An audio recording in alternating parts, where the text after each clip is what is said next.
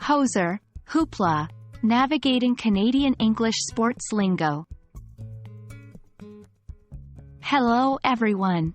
Today, we're diving into the world of Canadian English, focusing on idiomatic expressions related to sports and leisure. Our spotlight today is on an intriguing term, hoser.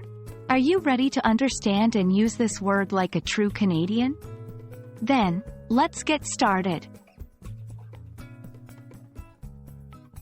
Hoser is a unique term in Canadian English slang, commonly associated with hockey culture. Initially, it was used to describe someone who siphoned gas during the energy crisis in Canada.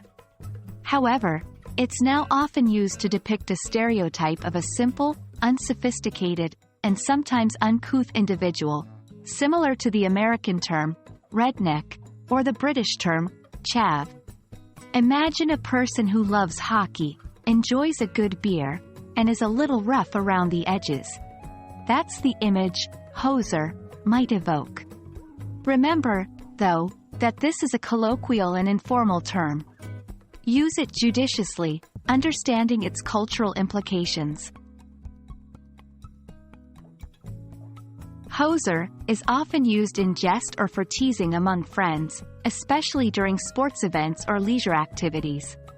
It's not typically used in formal situations or professional environments. Here's an example of its usage. After losing the hockey game, the winning team called the losing team a bunch of hosers. In this case, the term is used light-heartedly to tease the losing team. Hoser is not just an idiomatic expression, but it's a part of Canadian cultural identity, especially relating to sports like hockey. It was popularized by the Canadian sketch comedy show, SCTV, in the 1980s with the characters Bob and Doug McKenzie, who epitomized the hoser stereotype. It's crucial to understand that while hoser may be seen as a light-hearted stereotype, it can also be viewed as an emblem of Canadian humility and the ability to laugh at oneself. It reflects the country's rich cultural tapestry and its inherent love for sports, particularly hockey.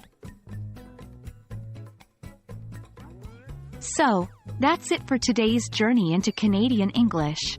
Now, you're all equipped to understand and use the term hoser. Remember, language isn't just about words, but the culture and context behind them. By using hoser appropriately, you're not just showcasing your command of Canadian English, but also your understanding of Canadian culture. Thank you for joining us, and we hope this video has been helpful. Stay tuned for more fun insights into English language learning.